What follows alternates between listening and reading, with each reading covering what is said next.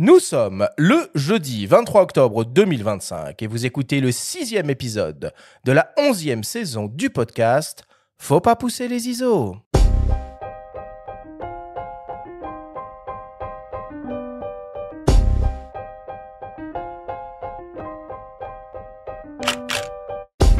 Bienvenue sur Faut pas pousser les ISO, le podcast hebdo pour tous les passionnés de photos et de vidéos.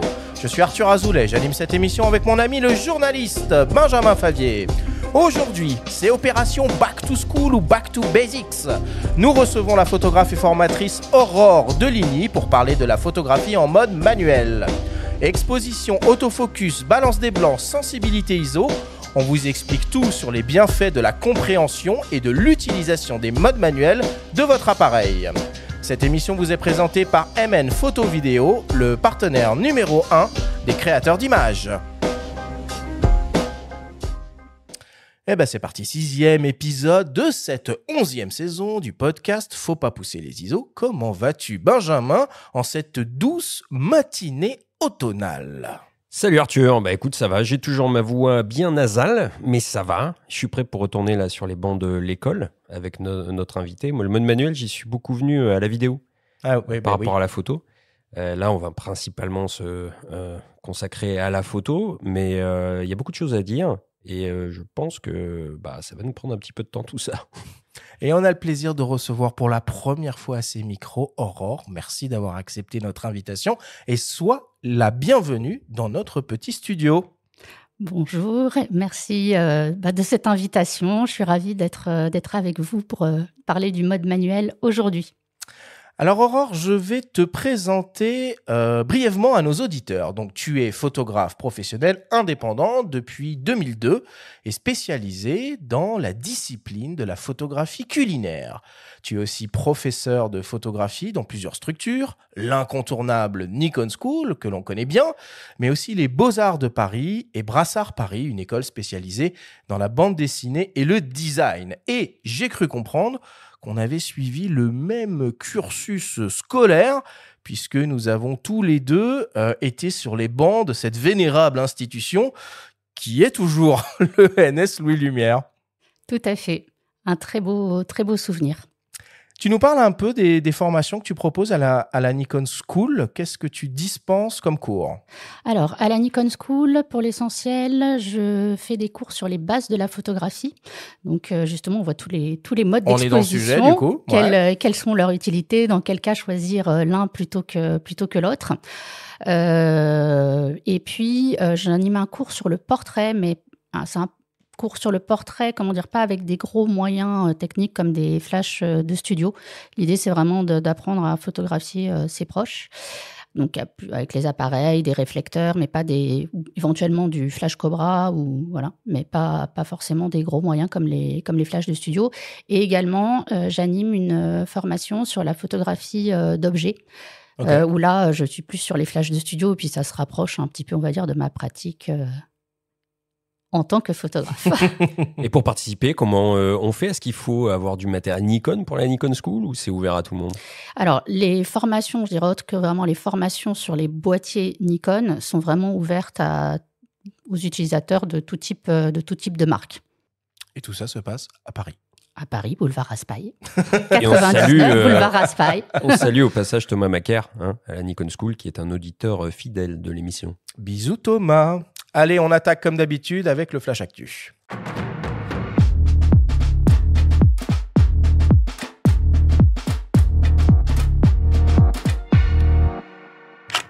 Cette semaine, dans le Flash Actu, Fujifilm lance le X-T30 III et une nouvelle optique. Laowa officialise un nouveau 200 mm f2 et Lumix met à jour ses applications. Le Flash Actu vous est présenté par Fox.fr, le site des spécialistes de l'image. Fujifilm annonce aujourd'hui 2 nouveaux produits. On commence avec la 3e génération du X-T30 qui intègre un capteur X-Trans CMOS APS-C rétroéclairé de 26 millions de pixels associé à la 5e génération du X-Processor. On retrouve la dernière version de l'autofocus avec détection du sujet, dont notamment les visages, les yeux, les animaux terrestres, les oiseaux, les voitures, les motos, les vélos, les trains, les insectes et même les drones. En vidéo, il peut délivrer des séquences jusqu'au 6,3K 30p 422 10 bits. On dispose aussi d'un mode 4K 60p et d'un mode Full HD 240p pour les ralentis. L'appareil, au look rétro assumé avec un viseur central, pèse moins de 400 grammes et est très compact. On retrouve des commandes de réglage en mode manuel, des positions de molette personnalisables, un écran arrière orientable, un flash d'appoint et une poignée grip pour faciliter la prise en main. Il propose aussi naturellement les simulations de film au nombre de 20. Parallèlement à l'annonce de ce nouveau boîtier, Fujifilm lance aussi une nouvelle optique, un zoom ultra compact avec moins de 4 cm d'épaisseur et léger, avec 125 grammes sur la balance, qui offre une plage de focale 13-33 mm, équivalente donc à un 20-50 mm. L'objectif intègre une stabilisation optique et exploite une formule composée de 10 éléments répartis en 9 groupes avec quand même 4 lentilles asphériques et 3 verres ED. Il offre des ouvertures maximales glissantes f3.5-6.3. On écoute Baptiste Soto de Fox Distri nous partager son avis sur l'arrivée de ce nouvel appareil et son positionnement aux côtés du XM5. C'est très bien qu'on ait du choix parce qu'on a deux approches un petit peu différentes sur ces produits. C'est ce qui va permettre un petit peu de les différencier. Puisqu'on a deux produits qui sont dans les deux gammes de prix. Un XT30 qui est clairement orienté photo, notamment parce qu'on va retrouver un viseur optique qui est très important pour les amateurs de photo et un flash. Alors que sur le XM5, on va retrouver des fonctions plus orientées vidéo, avec un micro qui est orientable dans la prise de vue, avec une prise casque et avec des modes Vlog. Sinon, on va constater que sur l'immense majorité des caractéristiques, les boîtiers sont extrêmement proches. Le XT33, c'est un peu un XT30 sur lequel on a ajouté tout ce que Fujifilm avait sorti de bien avec le XM5 il y a un an. Pour moi, XT30, XM5, on est sur des produits déjà amateurs avertis ou experts, avec des produits qui ont, par exemple, plein de fonctions de simulation de film, qui ont des boutons personnalisables, qui ont des traitements qui sont extrêmement efficaces au niveau des données, enfin un traitement d'image qui est très performant. Pour moi, c'est des boîtiers experts en APS-C qui vont permettre d'être dans la fourchette entre 1000 et 1500 euros en kit, ce qui est la fourchette traditionnelle de ces typologies de produits. Donc pour moi, c'est un très très bon produit de démarrage. Je pense que des gens qui vont être sur de renouvellement de boîtier vont peut-être plus aller chercher des produits comme un XT5. On est un petit peu sur un autre secteur avec d'autres types de performances.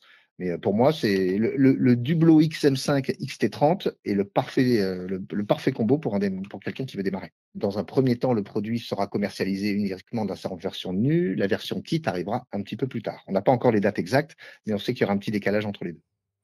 Le nouveau Fujifilm X-T30 est proposé nu au prix de 949 € en finition noir, argent ou anthracite. En kit, avec le zoom XC 13-33 mm f3.5-6.3 OIS, il est proposé au prix de 1099 €. Les dates de disponibilité ne sont pas encore dévoilées.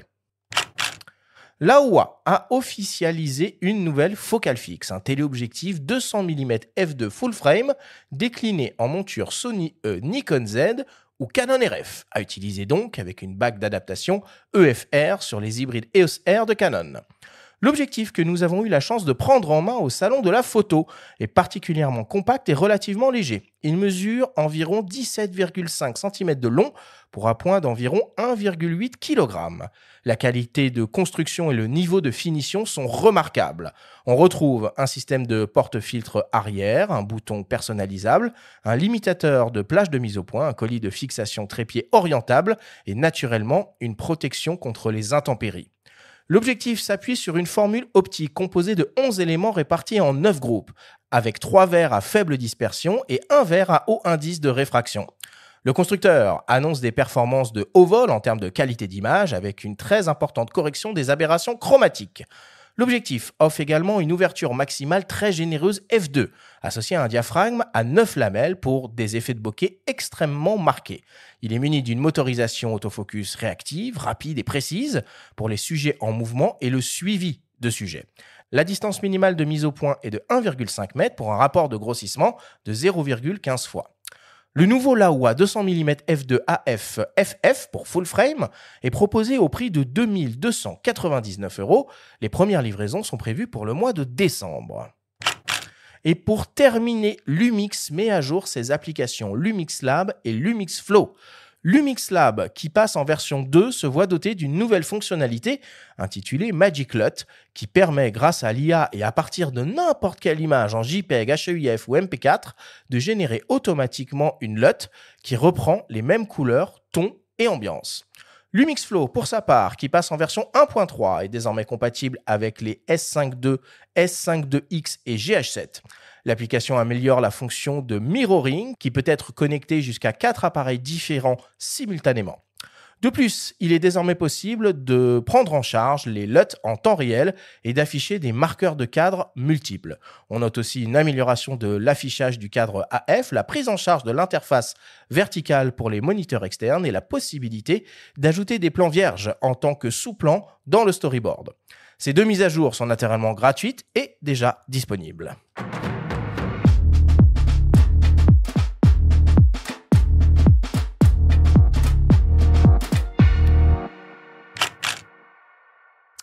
Voilà pour l'actualité cette semaine. Bon, décidément, cette tendance du retour de la PSC grand public, on va dire, destinée aux débutants se confirme. Bon, chez Fujifilm, ça paraît naturel qu'ils ont toujours fait de la PSC, mais on le voit aussi chez d'autres constructeurs. Bon, il est cool, hein, ce petit XT33. Il a tout ce qu'il faut. Oui, puis c'est même pas un retour. En fait, la PSC est là, bel et bien là. Beaucoup prédisaient la fin de ce format de capteur avec une démocratisation espérée à l'époque du plein format. Bon, il n'en est rien. Tant mieux. D'ailleurs, Fuji a plutôt misé sur la PSC et sur le grand format, faisant l'impasse sur le 24-36. Et là, on est pile poil dans la thématique de l'émission, puisque le XT33, comme le XM5, comme le XT50 ou le XT5, qui eux sont des boîtiers 40 millions de pixels, il fait la part belle aux molettes qui sont faciles d'accès, qui permettent de paramétrer son boîtier donc en mode manuel, sans forcément passer par les menus, avec une gamme optique complète qui est munie de bacs de diaph pour la plupart, pour la grande majorité. C'est celles qui sont siglées R, dans les dénominations Fuji, R pour Ring. Donc c'est hyper sympa à utiliser, à manier quand on veut s'initier aux fondamentaux de la mise au point manuelle. Alors, il y a quelques semaines, on a été un peu bluffé par Sigma, qui avait annoncé son 200 mm f2. Là, on voit Laowa qui se positionne aussi sur ce marché avec un modèle encore plus abordable.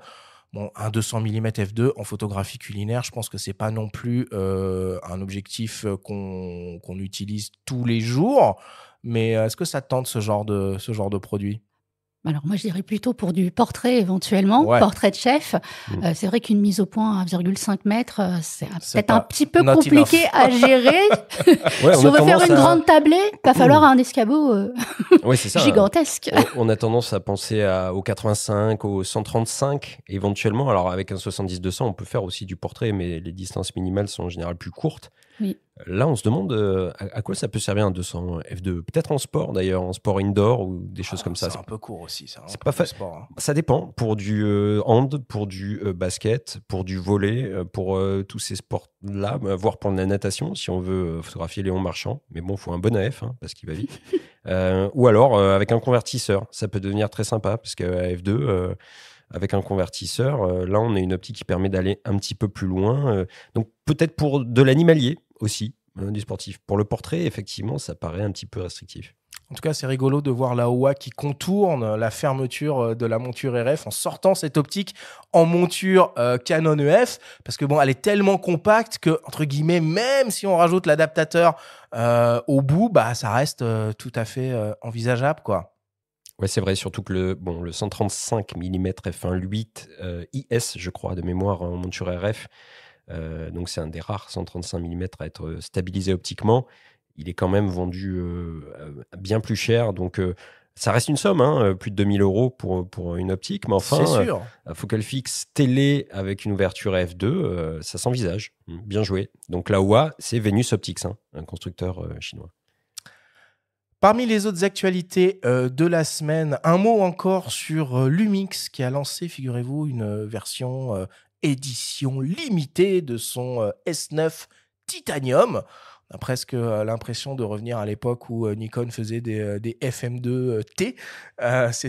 C'était des boîtiers assez cool. Bon, là, c'est le S9 en version Titanium qui est proposé, 1399 € en kit avec un 18 40 mm. C'est un peu plus cher que la version classique, mais pas non plus délirant. Et a priori, c'est une édition limitée à 200 exemplaires. On a Viltrox aussi, opticien chinois, qui a annoncé un 50 mm f1.4 Pro en monture Sony E, proposé un tarif toujours très alléchant, $550.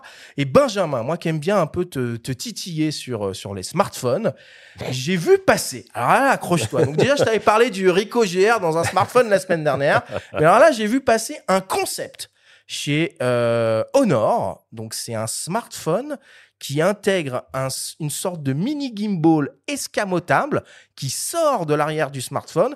Et en gros, tu te retrouves avec ton smartphone et avec au-dessus l'équivalent d'un petit Osmo Pocket. Alors, on pourrait se dire, voilà, c'est un délire et tout, machin, ça arrivera jamais. Le constructeur donne une date et annonce la chose pour une présentation officielle à Barcelone en début d'année, à l'occasion du grand salon mondial dédié à la téléphonie. Tu seras peut-être plus séduit par ça. Alors, je sais pas, mais le descriptif m'a tout l'air d'un film de science-fiction. Ouais, voilà, c'est ça que ça m'inspire. mais pourquoi pas? Toi, tu suis un petit peu l'actualité matérielle, de manière générale, en tant que prof Alors, matériel photo ou téléphone? Toi aussi, tu veux me titiller. Mais tout j'ai envie de te dire. Hein, parce que, non, oui, de toute façon. Alors moi, ce que j'apprécie vraiment, on va dire, dans l'enseignement, c'est que j'apprends. Mon métier, en fait, me force à me tenir au courant. Il y a beaucoup d'évolutions, mais c'est ce qui le rend aussi très riche, très passionnant. Et puis le fait d'intervenir auprès de personnes fait que parfois j'ai des questions auxquelles je ne sais pas répondre. Je vais aller chercher la réponse, justement. Je pense qu'il faut. T'as des gens qui arrivent avec un smartphone à la Nikon School et qui se disent tiens, j'ai envie de passer ou non. Il faut déjà être un petit peu quand même aguerri, quoi. Non, en général, on n'en est pas là. Mais cela dit, j'ai déjà vu des journalistes qui faisaient leurs photos exclusivement avec leur téléphone et qui s'en sortaient plutôt pas mal aussi. J'en connais. Et pour terminer le Flash Actu cette semaine, on vous propose d'écouter le témoignage de Romain Natier, qui est un fidèle auditeur du podcast, qui pose beaucoup de questions depuis 5 ans pour le quiz. Il organise un salon photo dans sa ville de Soissons et on vous propose de l'écouter nous en parler. Alors, le premier salon de la photo de Soissons est un événement qui aura lieu le 15 et 16 novembre à Soissons. L'idée est née avec plusieurs adhérents d'une association photo de Soissons. Et on a décidé de partager notre passion photo au plus grand nombre. Pour cela, on a décidé d'organiser, on va dire, le premier salon de la photo, qui est surtout orienté exposition et culture photographique. Pour cela, on a de nombreux invités qui vont aussi bien du photographe de street, du photographe de portrait, mais aussi des photographes de paysage, photographes professionnels comme amateurs. Ce salon sera donc proposé le samedi après-midi et le dimanche, avec aussi des activités, aussi bien des initiations sténopées, des conférences, des ateliers pour enfants, des portraits, une exposition d'appareils anciens. On a organisé un concours photo. Via le site internet, des amateurs ont partagé leurs photos. Nous en avons sélectionné 12 et ces photos seront exposées au salon. Et tous les visiteurs pourront voter et élire les 3 meilleures photos. Et à la fin du week-end, un prix sera remis aux 3 premiers. Le but est vraiment de créer un événement récurrent et de proposer aux gens de la région un événement convivial qui permet de découvrir la photo et de découvrir la photo facilement en échangeant directement avec le photographe et avec des passionnés de la photo. Ce salon qui se déroule à Soissons est à la Maison des associations de Soissons, qui est un tout nouveau bâtiment. L'entrée est gratuite et toutes les animations et ateliers sont gratuits.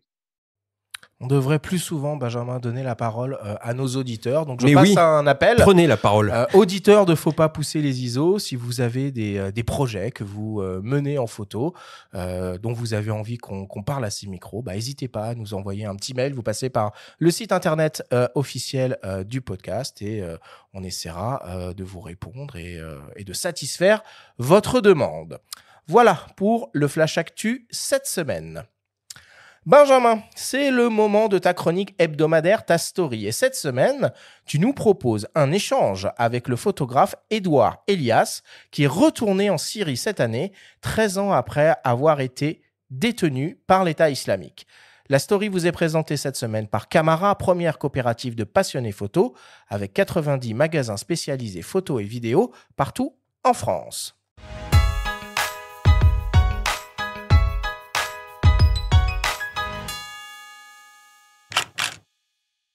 Édouard, nous sommes à Bayeux, où on peut voir tes photos un peu partout dans la ville, en extérieur.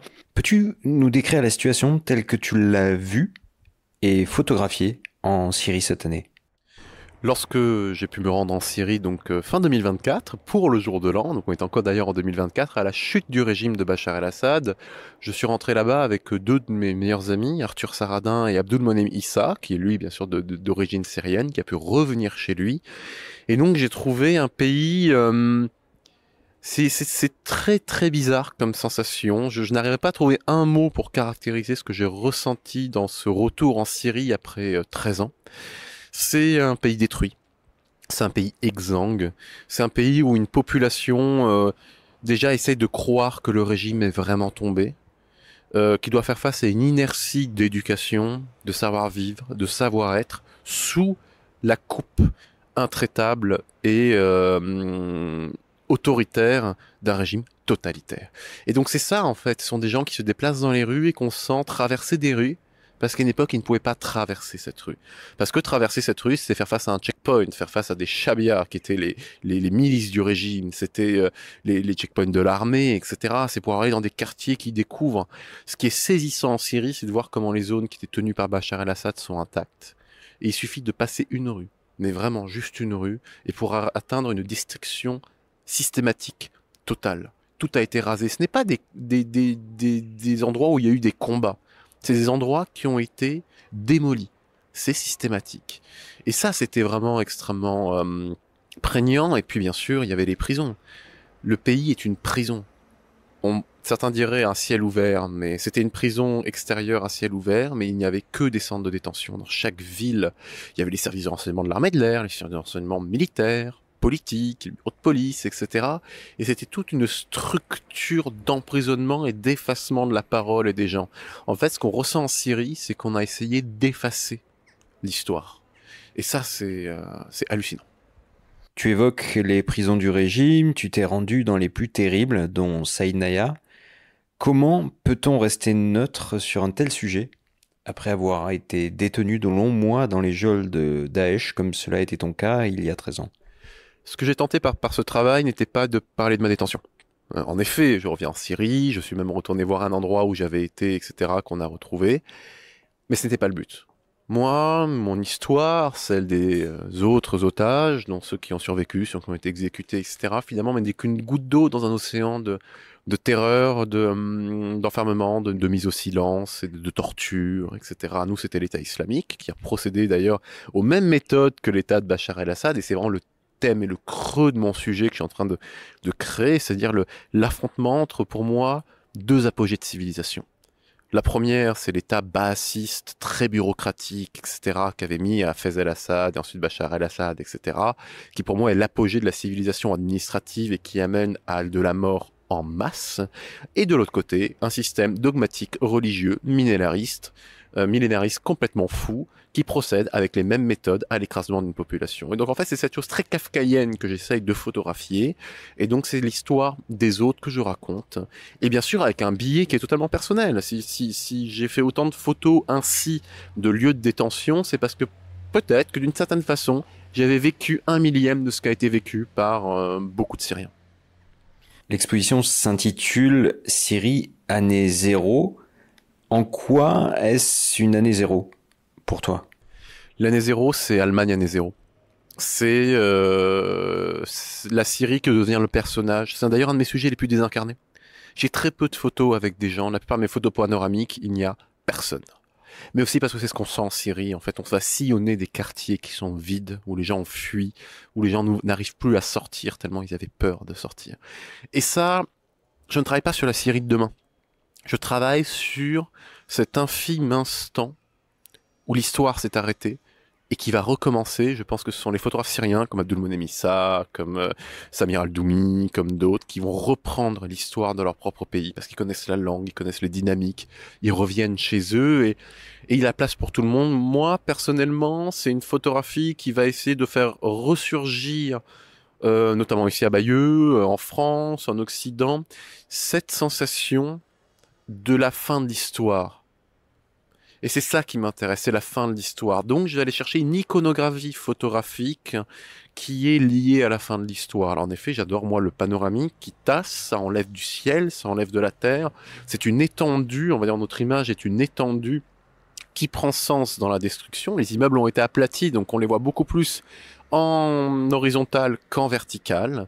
J'ai bien sûr aussi procédé à des prises de vue verticales, etc., de façon d'ailleurs presque assez schizophrénique. J'ai hésité à partir là-bas à la chambre, parce que je m'intéresse beaucoup au travail de Sophie Restel-Hubert, que je pense être une des meilleures pour travailler sur la destruction. Et finalement, juste avant de partir, j'ai repris mon moyen format panoramique, et parce que c'est l'appareil qui m'a permis de dépasser la photographie de presse classique depuis la Méditerranée, l'Irak, l'Ukraine, et qui finalement, j'ai l'impression que ça prend son sens aujourd'hui en Syrie. Donc, de travailler comme ça pour créer cette sensation, ou d'avoir ces montagnes de chaussures qu'on va retrouver à Saïd-Naya, et qui nous font bien sûr penser, alors j'avais pas vu les photos avant, mais de Depardon, là-bas, quand il était à Auschwitz, enfin, l'idée est là, et c'est d'ancrer cette image dans l'histoire, pour que les gens se disent, mais ça ressemble à quelque chose que j'ai déjà vu, parce que ça ressemble à quelque chose qu'on a déjà vu. Ça ressemble à des choses qui ont déjà été écrites depuis même le 4e siècle avant Jésus-Christ avec Thucydide, et qui finalement vont encore être écrites demain. Parce que c'est ça, en fait, l'histoire finalement de notre civilisation. C'est des pics et puis de la destruction. Et c'est voilà. Mais c'est de revenir là-dedans. Et puis on est aussi sur les traces de monuments millénaires comme Palmyre, cette civilisation gréco-romaine, etc. Donc on est sur la chute de plusieurs civilisations, sur les ruines de la civilisation. Enfin voilà. Je trouve ça passionnant, mais on est vraiment sur ces strates de pierre, de construction et de destruction qui m'intéressent. En parlant de strates, en parlant d'histoire, il y a aussi l'histoire photographique, ton intérêt pour les procédés anciens qui jalonnent ton œuvre. Tu te considères toi-même d'ailleurs comme un artisan plutôt. Fanny Boucher y est pour quelque chose aussi, hein, mais c'est pour moi la photographie, donc c'est l'écriture avec la lumière en effet, mais si on peut la matérialiser, je trouve ça intéressant. Finalement, on travaille avec une lumière qu'on va essayer d'arrêter sur une surface photosensible, etc. Et pourquoi ne pas en faire un objet qui peut être touché, qui peut être préservé?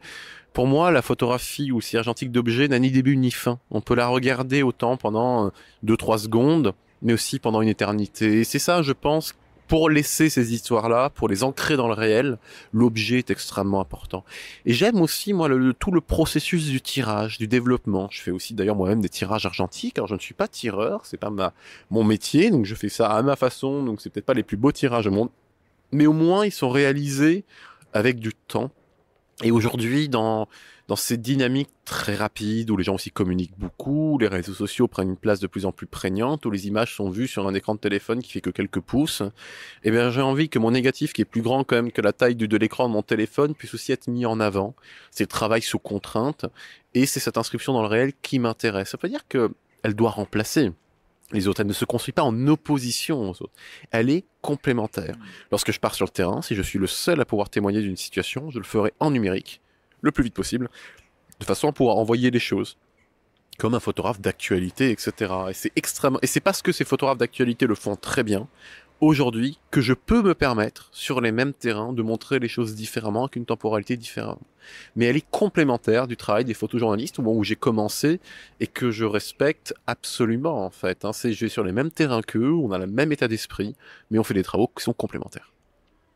Merci Edouard de nous avoir accordé cet entretien. Bah merci.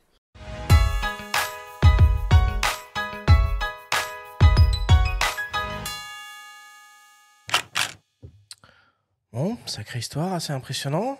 Tout ce qu'on a entendu. Cette exposition, Benjamin, dans les rues de Bayeux, elle est visible jusqu'à quand? Elle est visible, elle est gratuite jusqu'au 9 novembre. Donc, tous les citoyens de Bayeux en profitent au quotidien. Alors, je dis en profitent, c'est des images qui sont pas simples. Mais le point de vue d'Edouard, il l'explique très bien. Hein. C'est un de ces rares travaux qui présente finalement très peu de traces humaines sur ces images. Enfin, du moins de présence humaine, parce que des traces humaines, il y en a. C'est des photos de geôle pour la plupart, mais sur des panoramiques, Noir et blanc, on est plutôt sur du contemplatif, à la Koudelka, à la Depardon, il en a parlé. Donc, c'est pas non plus choquant. Et je pense que c'est pour ça, d'ailleurs, que ces grands tirages ont pris place sur des bâches dans les rues. Tout le monde peut les voir. Il y a des légendes qui sont très informatives en anglais, en français. Et donc, encore une fois, bravo à Bayeux, bravo au prix Bayeux. Hein. C'est vraiment un événement important qui met à la portée de tous des connaissances, des informations sur des conflits largement oubliés, négligés de par le monde, que ce soit ce qui se passe au Soudan, au Yémen. En Syrie, on en a parlé, mais peut-être pas en profondeur comme le fait là Édouard. Et en plus, il y a ce lien avec son histoire personnelle, puisqu'il a lui-même été détenu là-bas, même si, vous l'avez compris, il fait la part des choses et il le met vraiment de côté. Tout comme il met de côté son activité photographique par rapport aux actualités. Donc c'est toujours un privilège de parler avec Édouard parce que c'est quelqu'un de passionnant. On peut parler de beaucoup de choses avec lui, de plongée sous-marine aussi. Édouard est un excellent plongeur. Il a grandi en Égypte, donc il a un passé en mer Rouge et il va lier aussi photo et plongée sous-marine. On en reparlera peut-être avec lui bientôt. On peut parler d'argentique, on peut parler de beaux livres, on peut parler de photographie. Bon. Tu veux réagir, Aurore, sur ce qu'on a entendu ? Je trouve que c'est un très joli sujet, ce témoignage. Ce qui me semble intéressant, c'est tout ce qu'a dit ce photographe sur la temporalité. Et puisqu'on doit parler après du mode manuel, justement, il va peut-être nous inviter à ralentir un petit peu par rapport. Voilà, il a parlé de complémentarité aussi, hein, donc il n'y a pas de guerre argentique numérique. Moi-même, j'ai fait énormément d'images en argentique par le passé. C'est quelque chose qui restera toujours pour moi important. D'ailleurs, je m'y remets un petit peu. Cool. Je m'y remets un petit peu. J'aurai peut-être l'occasion d'en reparler un petit peu tout à l'heure parce que c'est de nouveau, c'est comme une nouvelle expérience finalement maintenant de rebasculer un petit peu en argentique de temps à autre pour des sujets personnels. Mais oui, je trouve ça très intéressant, même son choix de format, il l'a très bien expliqué par rapport à ce qu'il veut exprimer. Il y a une cohérence et voilà. Alors on parlait tout à l'heure de technique. Moi j'aime bien la technique, je m'y intéresse, mais mon but premier, c'est jamais la technique, c'est vraiment l'expression sur la photo. C'est pour ça que ça fait du bien aussi de voir des festivals photo de manière générale. Souvent, on se souvient que la finalité, ça reste l'image quand même. Et parce que parfois, dans la technique, on a tendance à se perdre un petit peu. Faut pas oublier la finalité. C'est vrai que des photographes comme Édouard nous rappellent que de par le choix du matériel, va découler aussi une patte, une esthétique. Là, il part avec un moyen format panoramique. Il fait du noir et blanc argentique. Il serait parti sur un théâtre de guerre pour en rapporter des faits chauds dans le feu de l'actualité. Il serait parti avec son Z8. Il choisit l'outil en fonction, effectivement, tu l'as souligné, de sa temporalité. C'est un pas de côté par rapport à beaucoup de reporters de guerre et c'est complémentaire, comme il l'a souligné. Si vous ne connaissez pas son travail, on a tous entendu parler d'Édouard Elias en tant qu'ancien détenu. Écoutez, si vous passez par Bayeux, allez voir ça dans les rues, mais intéressez-vous à son travail, ça va bien au-delà de son passé en Syrie. Merci Benjamin pour cette story cette semaine. On fait une petite pause, une petite respiration et on revient dans quelques secondes pour évoquer justement ces fameux modes manuels en photographie contemporaine, numérique, évidemment. On revient dans quelques minutes après une courte publicité. Passionnés de photos et de vidéos, faites confiance à Camara, la première coopérative de magasins spécialistes photos et vidéos en France. Camara, ce sont 90 magasins indépendants représentant les plus grandes marques du marché. Animés par des passionnés et des experts techniques, vous aurez accès à des conseils ultra personnalisés, des démonstrations de produits, des prêts de matériel façon touch and try, des coachings photos et la promesse d'un service après-vente fiable et professionnel.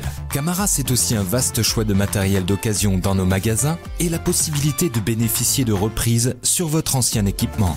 En prime, toute l'année, Camara vous offre la 3e année de garantie sur l'achat de matériel neuf en boîtier et optique hybride. Partagez et vivez votre passion auprès de spécialistes reconnus. Venez en magasin ou retrouvez-nous sur www.camara.net. Nous sommes de retour dans Faut pas pousser les ISO avec Aurore Deligny pour parler de photographie en mode manuel. Tous, absolument tous les hybrides actuels peuvent être utilisés de manière plus ou moins intuitive en mode manuel. Mais à l'heure de l'intelligence artificielle, des automatismes poussés à leur paroxysme, des technologies d'identification et de suivi du sujet, quel est l'intérêt pour un photographe ou même un vidéaste de passer en mode manuel ? En guise d'introduction, on vous propose d'écouter le témoignage de Guillaume Moreau, professeur de photographie Bac Pro et BTS à la Profoto à Saint-Dié-des-Vosges, à qui nous avons posé cette question. Moi, il me semble important en effet de savoir ce qu'on fait lorsqu'on utilise un outil. C'est un peu le sens aussi des formations en photographie, d'emmener les élèves à savoir maîtriser leur outil. La question du mode manuel, elle est intéressante. Alors déjà, il faut savoir ce que l'on entend par mode manuel. Est-ce qu'on parle de l'autofocus ou est-ce qu'on parle de la mesure d'exposition ? Pour ce qui est de la mesure de la lumière, c'est autre chose. Il y a d'un point de vue pédagogique, comprendre les effets du diaphragme, de la vitesse ou même du changement de sensibilité de son boîtier esthétiquement sur son image. Et ensuite, d'un point de vue pratique pour les professionnels, il y a quelques situations où le mode manuel va s'avérer presque obligatoire. Alors c'est quelque chose quand on est un photographe amateur, on n'en prend pas forcément conscience, mais par exemple un photographe professionnel qui va travailler avec du flash de studio, eh bien, il va falloir qu'il se mette en mode manuel parce que le boîtier pourra pas systématiquement travailler avec les automatismes du flash. Alors après, il y a quelques flashs qui permettent de travailler en automatique et en mesure TTL, mais ça reste encore des flashs très très haut de gamme et qui sont pas forcément à la portée de tout le monde. Il y a aussi cette envie d'aller plus loin, et parfois c'est en se plongeant dans des tutos, des vidéos, voire même des fois même le mode d'emploi de son appareil photo. Et en effet, il y a une satisfaction qui vient du fait de maîtriser son appareil et puis aussi de résoudre des problématiques liées à comprendre pourquoi l'effet de flou finalement il est réussi avec ce réglage de vitesse, pourquoi cette profondeur de champ elle est obtenue avec cette valeur de diaphragme. Bon, on comprend qu'il y a plusieurs aspects à prendre en compte dans cette approche. Il y a une approche pédagogique évidente. Il y a une approche artistique, esthétique autour de l'image. Et puis, il y a aussi la question du plaisir. C'est important, Aurore, de comprendre comment fonctionne la création d'une image sur son appareil photo. Je pense, surtout si on veut reproduire les effets. Heureusement que tu as dit oui. Non, ça sert à rien. Quand je dis je pense, c'est... Non, j'en suis convaincue. Je le vois au niveau des formations. Alors, parfois, je peux avoir des étudiants qui me disent j'ai fait ça, je suis très content. Mais sauf qu'ils ne savent pas comment ils l'ont fait. Donc, ils ne pourront pas le reproduire. Donc, l'idée de comprendre ce qu'on fait, même quand c'est un effet, je ne sais pas, certains vont chercher à obtenir des images floues. OK, mais si on veut faire une série avec le même flou, il faut savoir comment l'obtenir.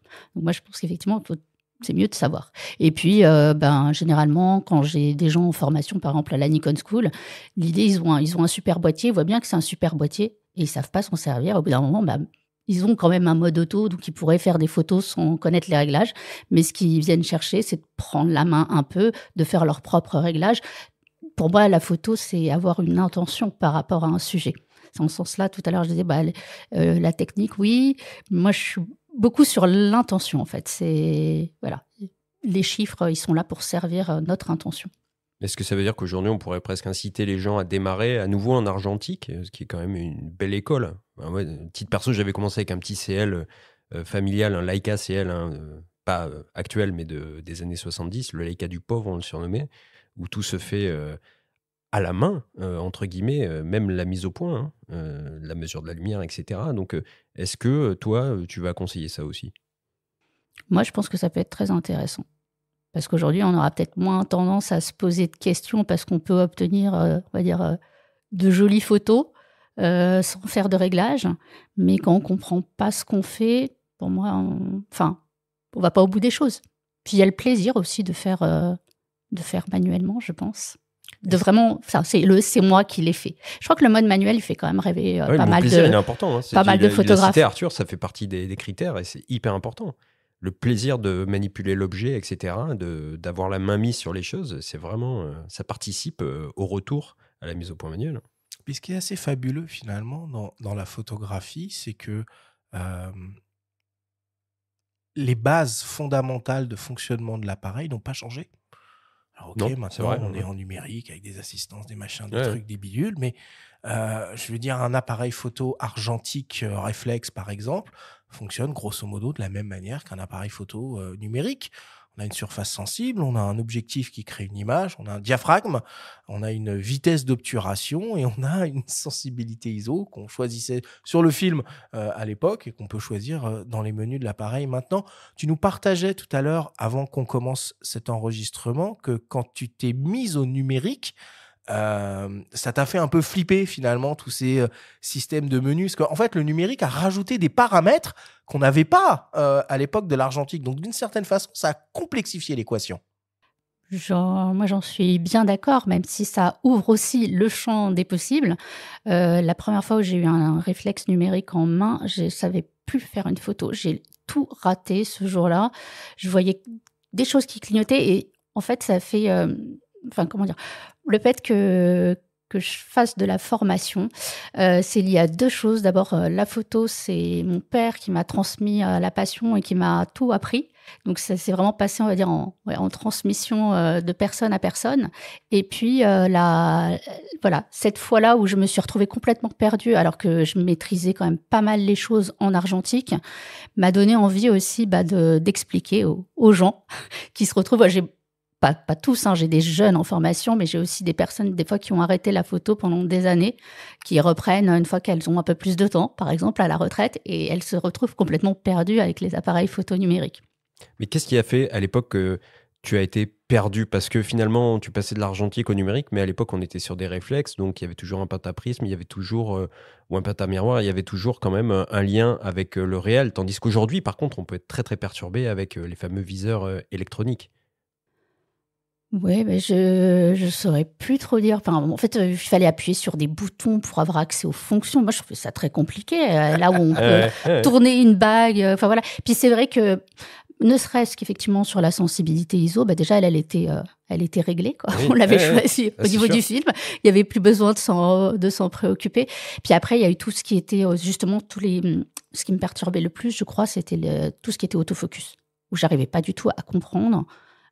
Pourquoi il y a différents modes tous les réglages autofocus. Parce qu'il y avait des réflexes autofocus argentiques, bien évidemment, mais c'est vrai que ça allait pas aussi loin, quoi. Non, et puis j'avais pas ce genre de choses. J'étais vraiment en argentique sur des boîtiers tout manuels. Et enfin, je comprenais pas ces espèces de carrés qui clignotaient. Et ça sert à quoi? Et pourquoi il y a plusieurs types d'autofocus? Celui qui est plus adapté à la prise de vue de sujet fixe, celui qui est plus adapté à la prise de sujet en mouvement. C'est vraiment des choses, ouais. Et je me disais, mais c'était tellement simple de tourner à la bague et on arrivait quand même à faire des photos. Bon, aujourd'hui, j'avoue que... T'as changé d'avis quand même. Oui, quand même. Je vois l'utilité à certains moments de choses plus automatisées, on va dire. Alors, je vais prendre ma petite casquette de Père Castor, raconte-nous une histoire, pour sensibiliser un petit peu nos auditeurs sur finalement la date d'arrivée de certaines technologies automatiques qui nous paraissent d'une évidence folle aujourd'hui, qui ne sont pas des technologies si anciennes que ça. Pour vous donner quelques points de repère, c'est en 1976, sur le Canon AE1, qu'est arrivé pour la première fois un mode priorité à la vitesse avec une mesure TTL, donc ça veut dire à travers l'objectif, associé à un microprocesseur. 1976. L'autofocus sur un compact, c'est 1977. C'était le Konica C35 AF. Et accrochez-vous, l'autofocus sur un réflexe, c'est 1985. L'année de mon arrivée sur cette magnifique planète. Je vous laisse faire le calcul de mon âge, je vais avoir 40 ans dans quelques semaines. Et c'était sur le Minolta 7000. Donc finalement, ces technologies qui nous paraissent d'une banalité totale aujourd'hui, c'est pas si vieux que ça. C'est pas si vieux que ça. Alors, on a évoqué la notion de plaisir. J'aimerais bien qu'on revienne un peu sur cette idée-là. En quoi, finalement, vous pensez que le plaisir intervient dans cette approche de la photographie, cette vision de la photographie, cette manière de travailler en mode manuel, Aurore? Je pense une certaine fierté à faire soi-même plutôt que laisser la part belle aux ingénieurs. Voilà, et puis maîtriser chacun des paramètres, se dire par exemple je veux une faible ouverture, mais aussi régler sa vitesse en fonction du sujet. Est-ce qu'on veut du mouvement, pas du mouvement, enfin est-ce qu'on fige un mouvement ou au contraire montrer du mouvement, puis après réguler l'ISO. Enfin, on peut avoir la main du coup sur le flou de profondeur de champ, sur la netteté ou le flou sur un sujet en mouvement, et puis éventuellement sur la granulation liée à l'éventuelle montée en ISO. Mais c'est un peu nous qui décidons, en fait, on est maître, quoi. En fait, on est maître de son image. Oui, puis on voit le retour à la mode des boîtiers dits rétro maintenant depuis quelques années. Bon, ça avait été notamment amorcé avec la série des X100 chez Fuji, ou des OM chez Feu Olympus et désormais OM System. Ça veut dire qu'il y a aussi le plaisir, on va dire, de la manipulation, tout simplement. C'est-à-dire de retourner aux bagues, aux molettes, etc., et sans passer par les menus. Et ça simplifie quand même beaucoup les choses aussi. Parce que tu parlais de ton appréhension face aux différents paramètres d'autofocus à une époque, etc. Aujourd'hui, certains boîtiers permettent vraiment de s'affranchir de tout ça en allant à l'essentiel. Et donc, le retour à la mise au point manuelle, ça peut être ça aussi. Ça peut être une molette dédiée à la sensibilité, à la correction d'exposition, à la vitesse, à l'ouverture sur l'optique. Et on y va en photographie, quoi. Il y a même Leica qui a sorti un boîtier numérique, un peu hors norme, hors cadre, dépourvu d'écran arrière, où finalement, il n'y a que... Le M60. Alors 4 réglages. Oui. Voilà, c'est du numérique, mais c'est... Un peu extrême. En manuel total, quoi. C'est extrême, évidemment. Tout à fait, un petit peu extrême. Alors, on va commencer notre exploration des modes manuels en s'intéressant à la mise au point. Il est possible, avec n'importe quel objectif, de débrayer la motorisation autofocus et de basculer en mise au point manuelle. Alors, Aurore, malgré les efforts des constructeurs sur les technologies autofocus ces dernières années, et Dieu sait si on en a parlé à ces micros, il y a encore beaucoup de photographes, et on va le voir, beaucoup de vidéastes aussi, qui ne jurent que par la mise au point manuelle. Pourquoi ? Pourquoi ? Parce qu'il y a des cas de figure où on va être peut-être plus précis en étant en mise au point manuelle. Alors, si je donne quelques exemples, il y aurait la photo macro, justement, quand on est très, très près. Photographie culinaire, toi, j'imagine que tu ne jures que par ça. J'en fais beaucoup de mise au point manuelle. Et puis, en plus, il y a des systèmes à l'heure actuelle qui nous permettent d'être extrêmement précis. Je pense aux fonctions de zoom numérique, et puis éventuellement au focus picking. Donc, c'est vrai que il y a quelques temps, peut-être encore, ça pouvait paraître un peu plus compliqué de réaliser des mises au point manuelles avec des bagues très souples, faites justement plutôt pour l'autofocus. Aujourd'hui, on a vraiment des outils qui sont très, très pratiques pour nous aider pour les mises au point manuelles.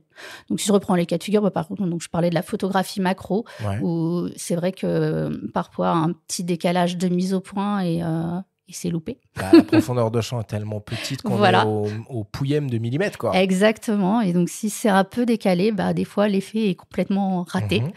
Ça m'est arrivé.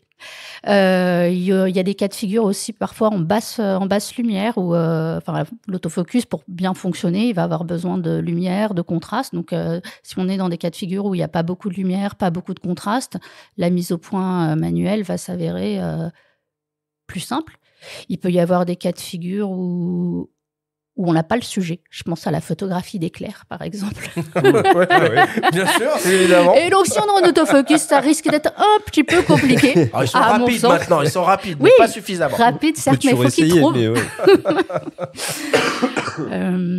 Voilà, et c'est vrai que tu parlais de la vidéo. En vidéo aussi, ça peut être très intéressant de gérer sa mise au point de manière manuelle, soit pour éviter que l'objectif, je l'ai observé, moi, ça, quand Voilà, exactement. Je trouvais pas le terme, mais du coup, ça fait... c'est compliqué, quoi, à gérer après, derrière, en post-production. Il peut y avoir certains objectifs même s'il y a beaucoup de progrès qui ont été faits là-dessus, qui ne sont pas tout à fait discrets non plus, donc pas toujours pratiques si on a besoin aussi d'avoir le son. Et puis après, ça peut être pour faire des effets, par exemple, de glissement, de mise au point précise d'un sujet à un autre, ou encore, ça moi je le fais pas mal dans les petites vidéos que je fais, mais par exemple partir d'un plan flou pour arriver sur du net ou inversement. Ouais, même si là je vais me faire l'avocat du diable, pour le coup, il y a beaucoup de fonctions qui ont vachement évolué et rendu un petit peu plus simple la gestion de la mise au point ou de la profondeur de champ. Par exemple, le focus stacking, par exemple, le focus stacking, notamment pour de la macro, en photo culinaire, hein, ça peut permettre d'agrandir la profondeur de champ, même à main levée, hein, c'est possible. Donc, de ne pas être forcément hyper précis au moment de la mise au point, mais de l'optimiser. Donc, en fait, c'est un contre-exemple.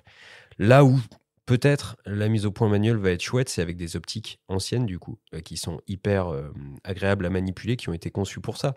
S'il y a quand même un biais là aussi, c'est que beaucoup d'optiques, à l'heure actuelle, toutes marques confondues d'ailleurs, n'ont pas forcément des bacs de mise au point qui incitent à les manipuler et qui sont conçus pour ça, sauf sur des optiques assez haut de gamme. Ouais. Mais parfois, quand on bascule en mise au point manuelle, on peut avoir la désagréable surprise d'avoir une bague qui tourne trop vite ou qui du coup n'est pas assez précise, quoi. Il y a plein de critères à prendre en compte. Donc, on a la fluidité, la largeur et le confort de manipulation. On a la longueur de la course, c'est-à-dire la distance qu'il y a entre la mise au point minimale et l'infini en rotation, qui va avoir un impact évidemment sur la précision. Et puis, il y a la conception même de la bague autofocus. Certaines bagues, de la bague de mise au point manuelle, pardon.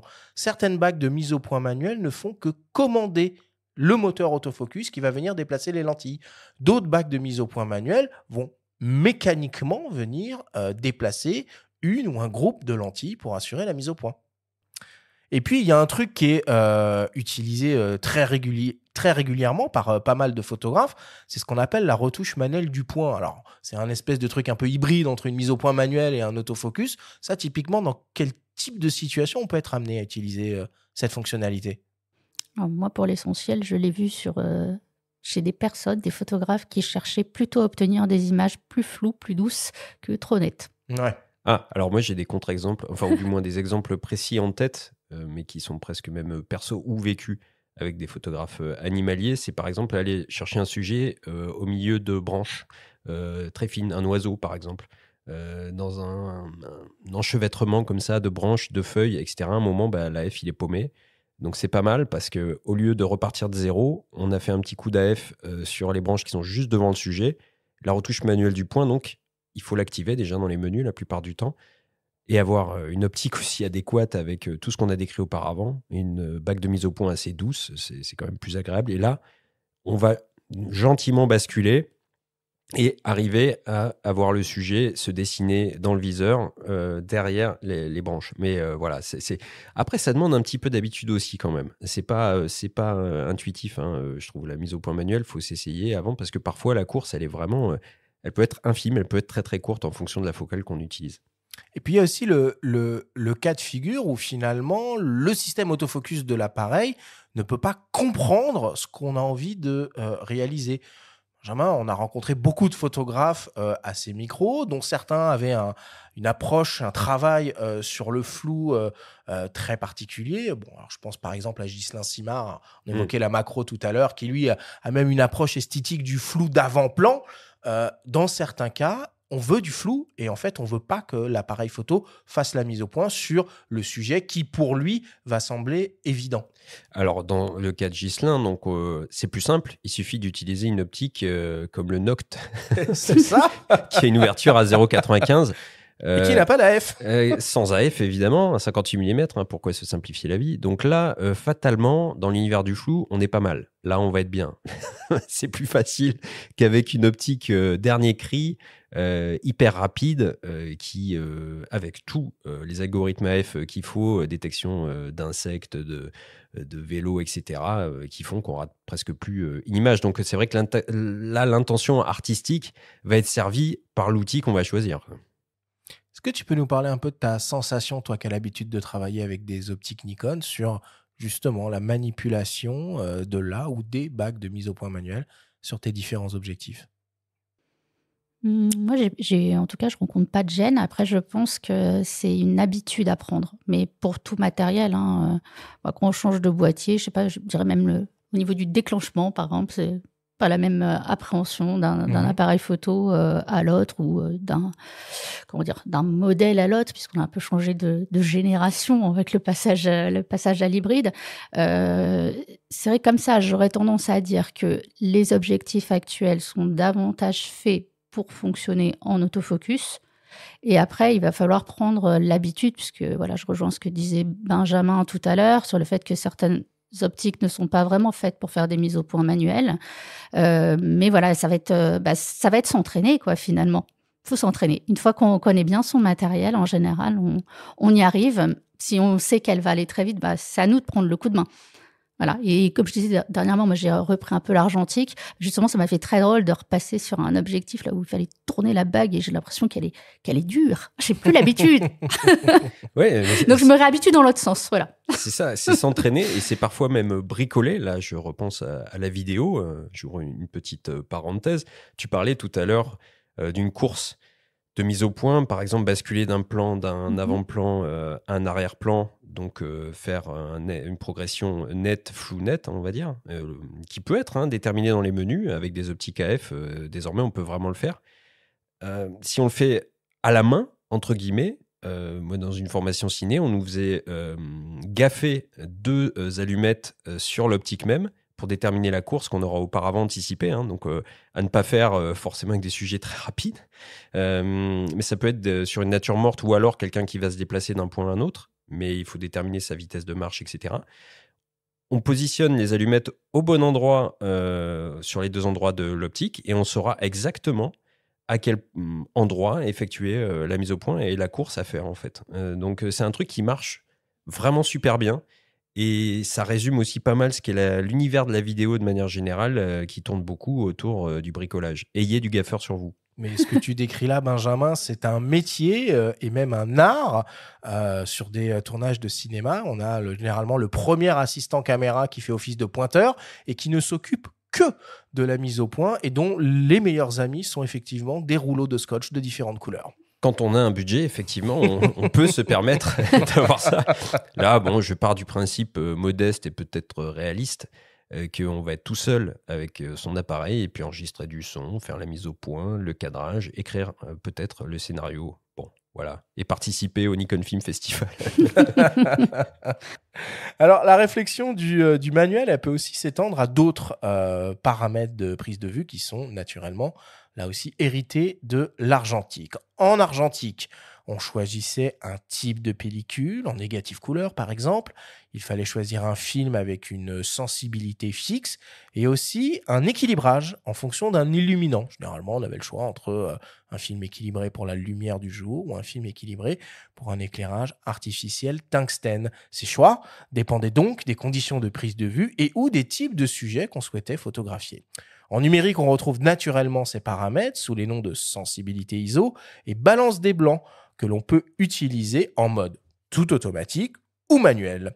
Aurore, quel serait l'intérêt, selon toi, de prendre la main sur le choix de la sensibilité ISO ? Le choix de la sensibilité ISO, alors...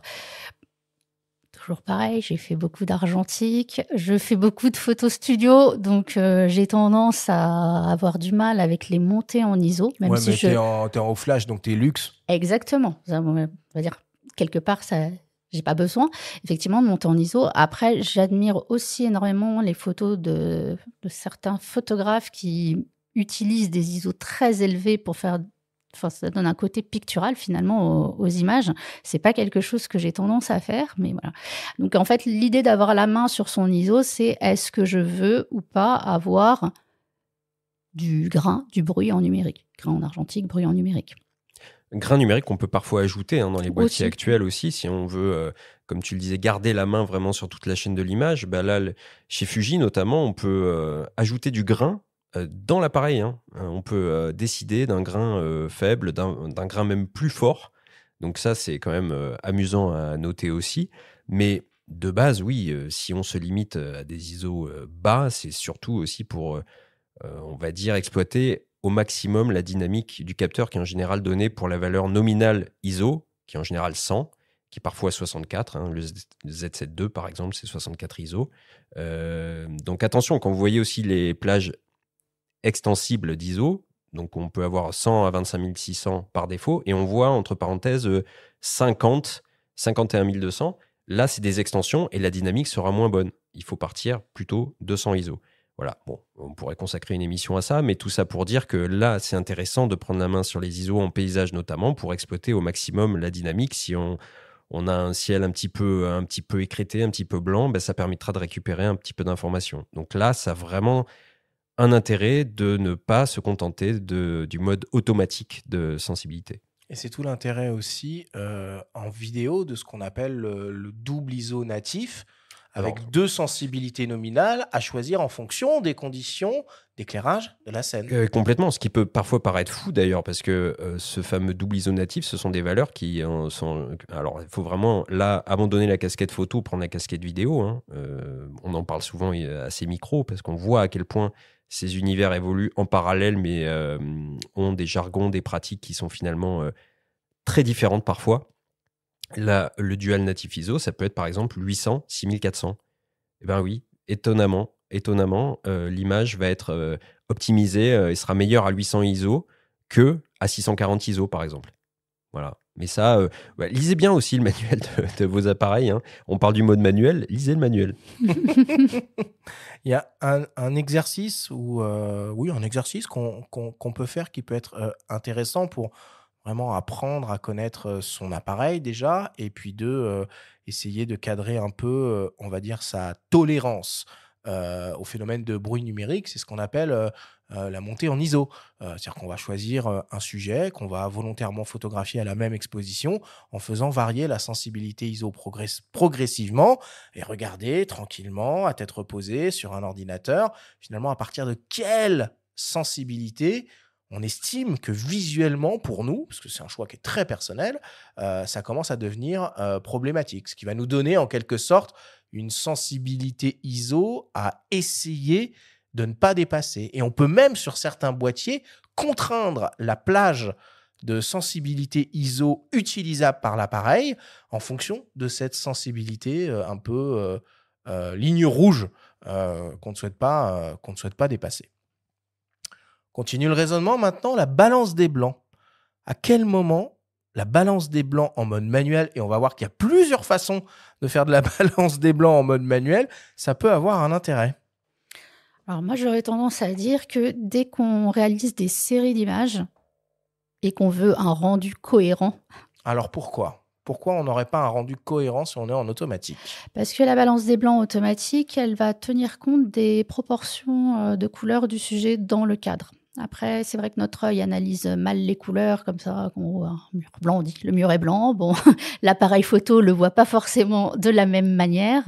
Donc, je donne souvent, moi, l'exemple en cours des nuanciers qu'on trouve dans les magasins de bricolage, et où là, on voit bien qu'un gris peut être plus ou moins teinté de différentes couleurs, par exemple, ou toute autre couleur peut prendre une teinte selon l'éclairage, selon les composants. Et donc, pour moi, la balance des blancs automatiques, si on veut un rendu cohérent, et ça les gens l'observent aussi assez facilement, puisque par défaut, les appareils photo sont réglés sur la balance des blancs automatiques.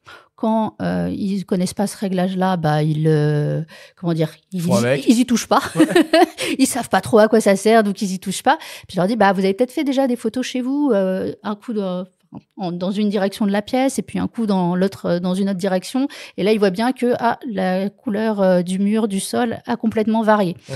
Voilà. Donc pour tout ce qui est série de photos, moi je conseille vraiment, même si ça se corrige la balance des blancs en post-production. En RAW, pas en JPEG. Ouais, alors déjà effectivement en RAW ça sera plus facile qu'en JPEG. C'est pas que c'est plus facile, c'est qu'on s'en tape complètement de la balance des blancs quand on travaille en RAW. Ça fait même aller jusqu'au bout de la démarche si on se fait encore l'avocat du diable, parce que si on veut vraiment aller en manuel, on peut se dire, ou refaire référence à l'argentique, qu'en RAW, on va repartir d'une pellicule numérique vierge quelque part, sur laquelle on peut revoir le réglage, notamment de la balance des blancs. C'est vrai dans une certaine mesure pour l'exposition, mais pas autant. La balance des blancs, on a l'impression, mais peut-être que tu vas nous dire autre chose, qu'on peut repartir de zéro et appliqué à la série, comme tu le dis là, en sélectionnant, en faisant un batch, comme on dit, en sélectionnant plusieurs, appliqué à la pipette, une dominante colorée qui va s'appliquer à toute la série d'images, en fait. Oui, on peut le faire. Après, moi, c'est vrai que je préfère faire directement, correctement à la prise de vue. Mais parce que tu es une élève appliquée et que moi, je suis Non. feignant. Tout ce qui est fait à la prise de vue n'est pas à faire en post-production. Et tout le monde, d'ailleurs, n'a pas forcément envie de travailler en RAW et de se taper un logiciel d'érotisation. Ah ben, ça dépend des appareils, en fait. On a parlé de Fuji tout à l'heure, mais c'est la seule marque avec laquelle je fais du JPEG et avec laquelle je m'applique parce que j'aime bien leur JPEG, enfin, j'aime bien les simulations de films.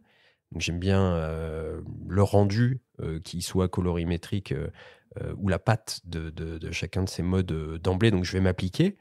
Par contre, toutes les autres marques au format RAW, bah, je préfère faire ce que j'ai décrit là précédemment, c'est-à-dire sélectionner une série d'images et puis ensuite appliquer une température de couleur. Mais après, qui peut le plus, peut le moins. Je veux dire, à partir du moment où on fait tout à la prise de vue, ça fait moins de temps consacré à l'editing. Bah, moi, je te donnerai deux exemples. Déjà, j'ai des clients qui sont souvent avec moi sur les shootings et que je ne peux pas leur proposer n'importe quoi. Ah oui, ça, c'est une raison. Bah oui, oui. Voilà. Donc, même si... Alors, parfois, ils ne se rendent pas compte que l'écran avec lequel je bosse n'est pas forcément calibré et que je repasse derrière. Puis parfois, ils veulent du très, très chaud, mais ils ne se rendent pas compte, toujours pareil, que c'est trop chaud. Donc, c'est brûlant, là. Je leur fais plaisir rouge, gars, et je recorrige derrière pour que ça soit OK dans l'esprit de ce qu'ils veulent. Parce que, alors, on parle de balance des blancs, mais là, je suis en train de nous parler justement de dominante colorée. Une dominante colorée, ce n'est pas toujours quelque chose à proscrire complètement. Oui, ça peut participer à l'ambiance. Et puis, deuxième chose, la plupart du temps, je vais traiter mes photos moi-même, mais pas toujours. Ah bah oui, non mais ça c'est des cas de figure très pratique et très, très spécifique, voilà. Mais tu as raison de les souligner. J'ai des cas de figure où le retoucheur, si il pense que j'ai voulu faire ça, ben, il va le laisser comme ça et ben, pas forcément. Bah là, je fais n'importe quoi. Là, ok. Non mais ça légitime complètement ton point de vue. Puis il y a un cas de figure aussi où travailler en balance des blancs manuel est un peu incontournable.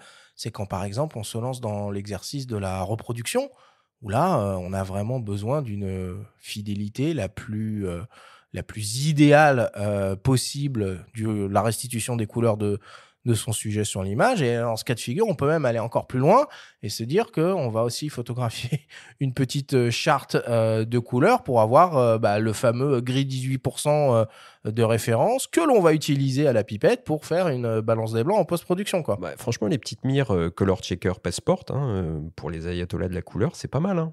C'est vraiment très compact. On peut l'avoir dans son sac photo. Et au moins, on est rassuré à ce niveau-là. Tu as raison de le signaler. Et puis, alors, c'est pareil en vidéo. En vidéo, par contre, le respect de la balance des blancs, là, ça pardonne pas, là. C'est autre chose. Mais comme je disais tout à l'heure, c'est vraiment j'insiste là-dessus, mais photo, vidéo, ça cohabite sur les appareils photo. Néanmoins, c'est deux univers vraiment différents. Donc, on n'est pas obligé d'appliquer ce qu'on fait en photo, en vidéo.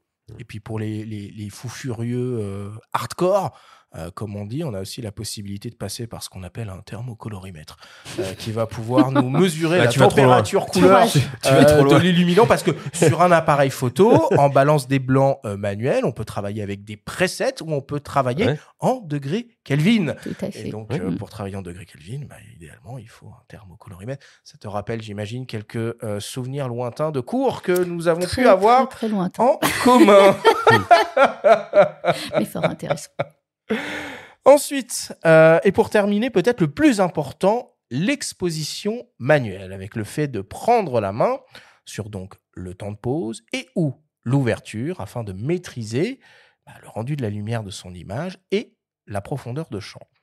Même si tous les appareils proposent cette possibilité, pour le coup, l'ergonomie et aussi la présence de commandes manuelles, on l'a évoqué, sont des critères ultra importants pour travailler manuellement de manière ludique, agréable et confortable.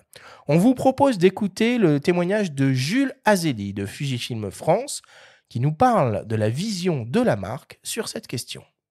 Si aujourd'hui on a autant de plaisir à utiliser un appareil Fujifilm, c'est de par la conception de son ergonomie.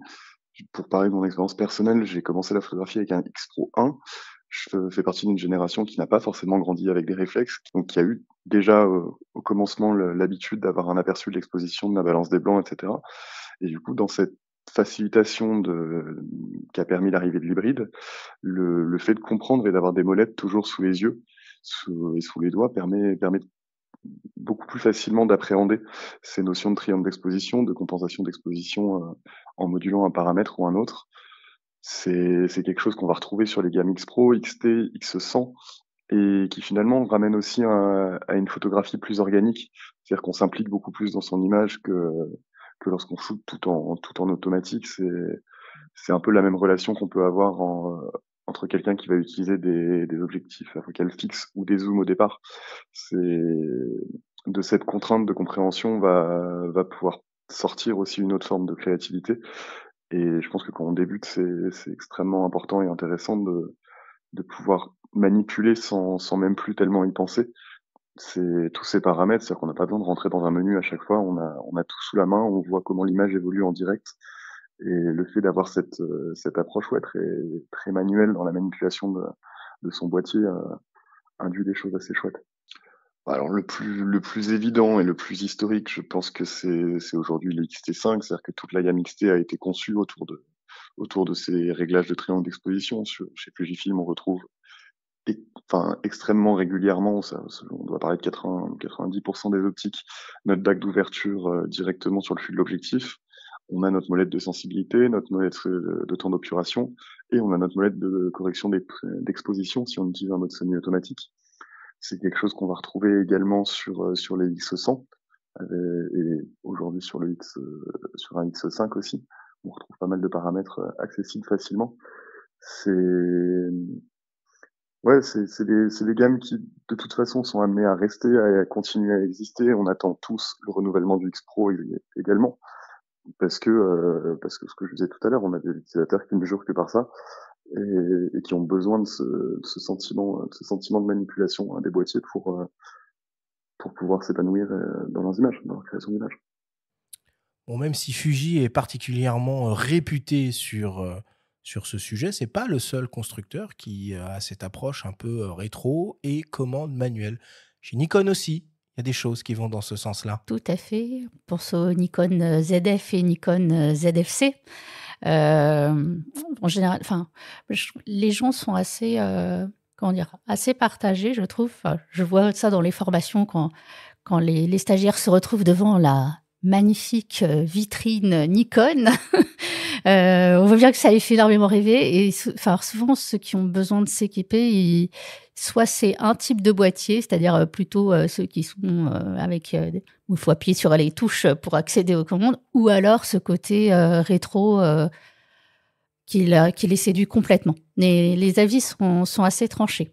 Et alors, pour ma part, j'ai les boîtiers plus électroniques pour le boulot et un boîtier beaucoup plus, on va dire, rétro avec bouton accessible pour mes photos perso.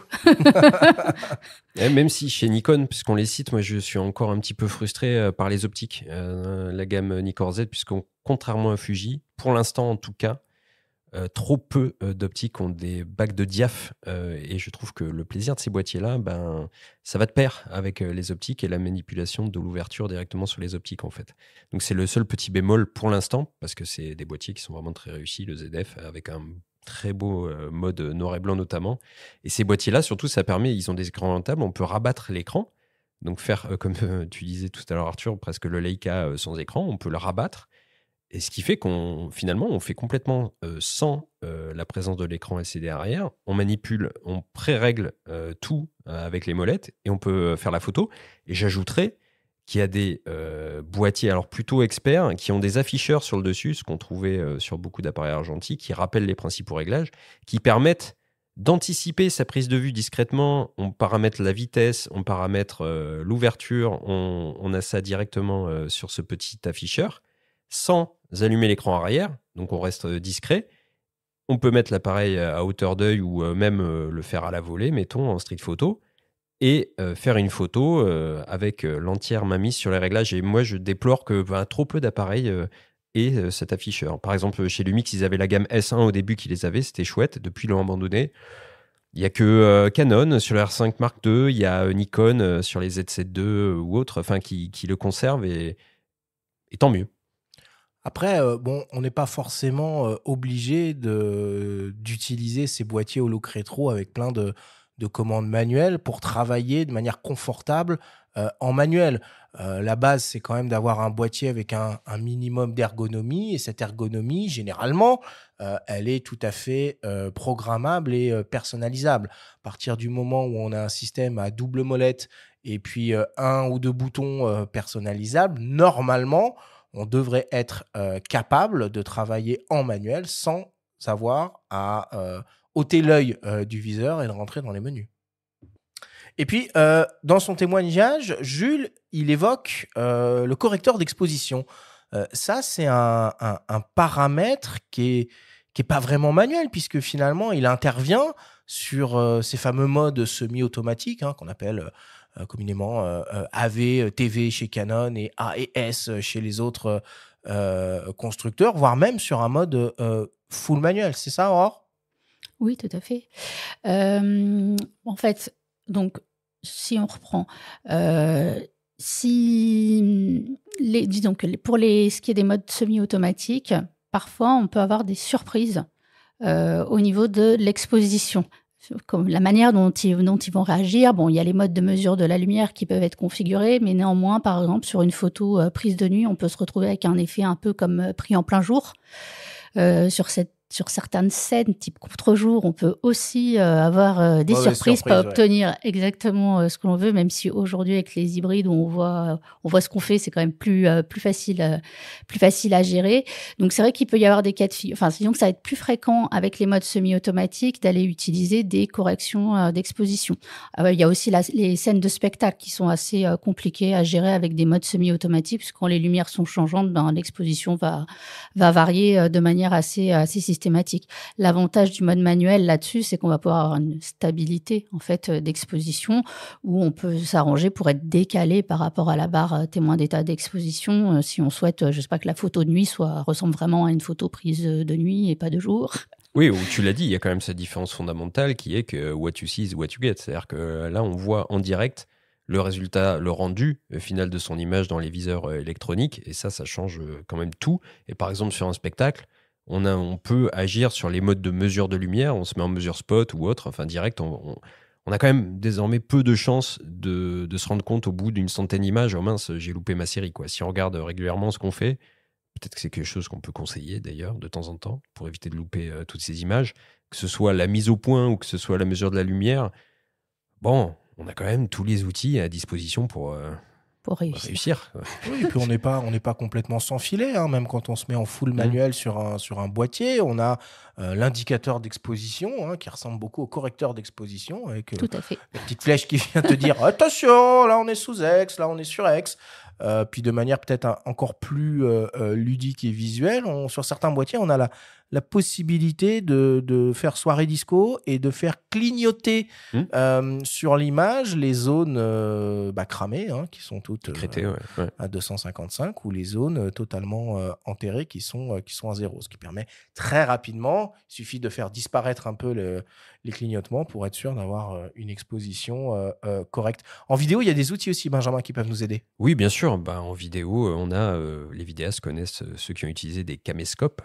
Ils connaissent la visée noir et blanc et ils connaissent donc le Zebra qui désormais fait partie intégrante de la plupart des boîtiers hybrides actuels, qui permet de vérifier que son exposition est correcte et qu'on n'est pas en train d'avoir une image surex la plupart du temps.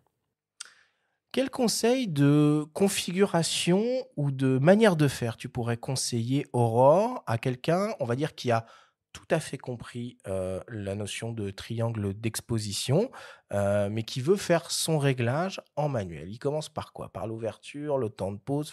Quelle doit être la mécanique de réflexion dans sa tête? Pour moi, on part du sujet. Il bouge ou il bouge pas. Ou on peut... Alors, par extension, sur certaines photos de paysage, on va trouver des longs temps de pause. A priori, le paysage, ça bouge pas. Mais là, on veut faire un effet, par exemple, sur de l'eau ou sur Attention au vent. Oui, aussi. Mais puis, peut-être envisager un trépied. Mais bon, ça, c'est un autre sujet. Donc, moi, je partirais du sujet. Et après, selon le sujet, donc en général, quand le sujet bouge pas, on s'intéresse davantage à la profondeur de champ. Donc, on irait, dans ce cas-là, régler son ouverture du diaphragme en fonction de la profondeur de champ escomptée. faible ou au contraire grande. Et après, les autres paramètres vont nous permettre finalement de réguler l'exposition. C'est vraiment ça l'essentiel. Après, bien garder en tête que le temps de pause, si on le baisse trop, on peut peut-être faire un flou de bouger, que l'ISO, si on l'augmente trop, ça va faire augmenter le grain. Donc voilà, qu'est-ce qu'on souhaite d'un point de vue esthétique. Mais c'est vraiment prioriser un paramètre. Puis évidemment que si le sujet est en mouvement ou qu'on veut faire un effet de mouvement sur une image, là, il faut raisonner en termes le paramètre prioritaire, ça va être la vitesse d'obturation. Et donc, après, à nous de voir si on veut figer du mouvement ou au contraire montrer le mouvement. Et là, à l'inverse, ce sera donc le paramètre de l'ouverture du diaphragme et de la sensibilité ISO qui viendront nous permettre de réguler cette exposition. C'est vrai que sur cet exercice-là, qui peut être le filet, qui est un cas typique où on a tout intérêt à basculer en mise au point manuelle, pour le coup, parce que le temps de pause va varier en fonction de la focale qu'on utilise, de la distance par rapport au sujet, de la vitesse de défilement du sujet. Enfin, il y a quand même des directions du sujet même. Quelques paramètres à prendre en compte, mais c'est un super exercice, je trouve, qu'on peut faire facilement n'importe où, par exemple sur un vélo, etc. Et c'est vraiment... hyper pédagogique, je trouve, et en tout cas, le résultat, quand il est bon, ça fait plaisir. Et cette petite satisfaction personnelle d'avoir réussi à avoir cette petite zone de netteté avec tout le reste qui file sur l'image, et c'est plutôt joli, quoi. C'est quand même un peu vertigineux, je pense, pour les personnes qui n'ont ni les connaissances ni l'habitude de travailler comme ça, parce qu'on se dit, OK, faut que je pense à mon triangle d'exposition, OK, donc les ISO, faut pas qu'il y ait trop haut, parce que sinon il y a du bruit, alors le sujet il bouge, ouais, mais à quelle vitesse il bouge? Ah ouais, mais moi je voulais la mise au point à cet endroit-là, puis je voulais une profondeur de champ comme ça. Ah oui, mais ça c'est pas dans...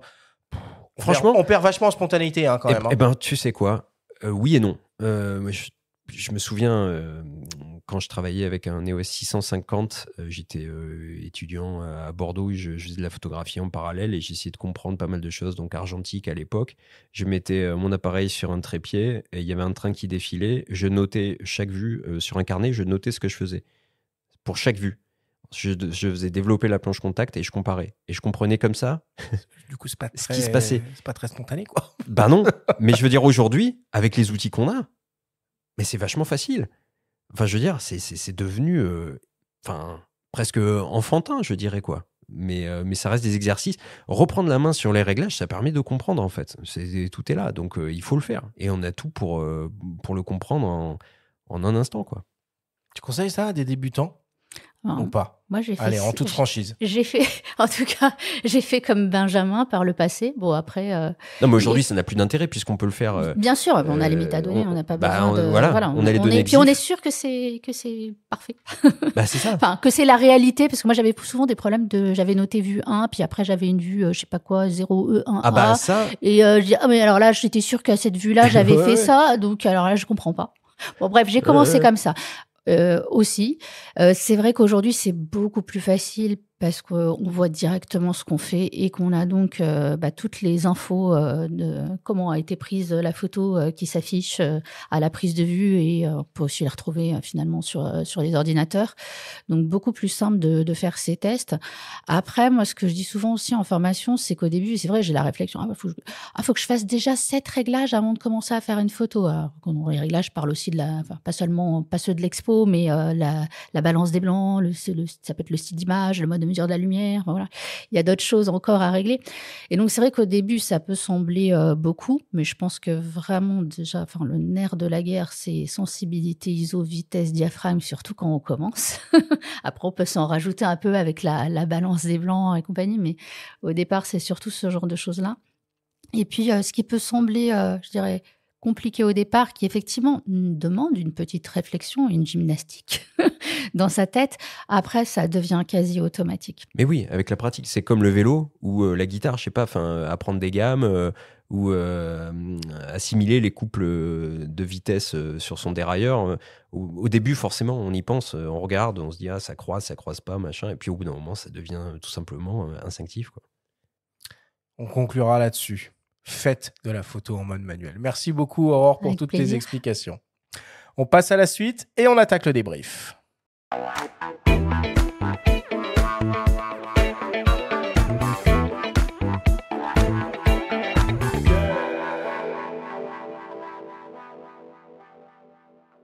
Nous sommes toujours avec Aurore Deligny pour cette émission consacrée à la photographie en mode manuel. C'est le moment du débrief qui vous est présenté par MN Photo Vidéo, le partenaire numéro 1 des créateurs d'images. Aurore, si on devait essayer de résumer et de synthétiser tout ce que l'on s'est dit pendant cette discussion.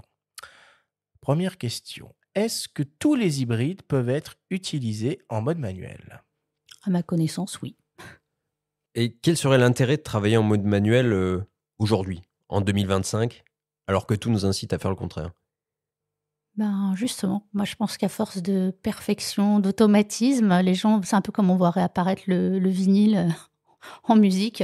Ou l'argentique en photo d'ailleurs. Oui, et l'argentique, mais je pense que trop de perfection, peut-être trop. En plus, on a l'IA maintenant, donc pas mal de choses qui sont quand même, enfin, à mon sens, un peu aseptisées.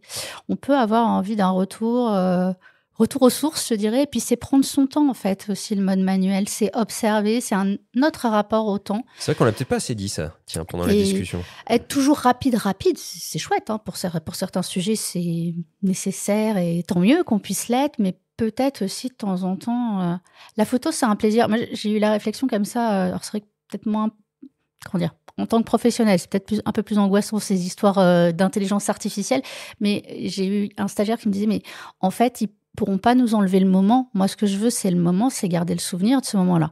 Donc ça, effectivement, là, le photographe restera pour ce genre de choses. Dans quelle situation utiliser la mise au point manuelle est indispensable ? Alors, indispensable pour la mise au point manuelle, en tout cas, je dirais très utile, peut-être plutôt qu'indispensable. Ça peut être en conditions donc, de faible lumière ou lorsqu'on manque de contraste, où l'autofocus risque fort de patiner. Ça peut être pour des situations où on veut être extrêmement précis. Par exemple, sur un portrait avec un objectif à très grande ouverture, il se peut que la mise au point soit un petit peu décalée plutôt sur les cils, sur les sourcils que sur les yeux.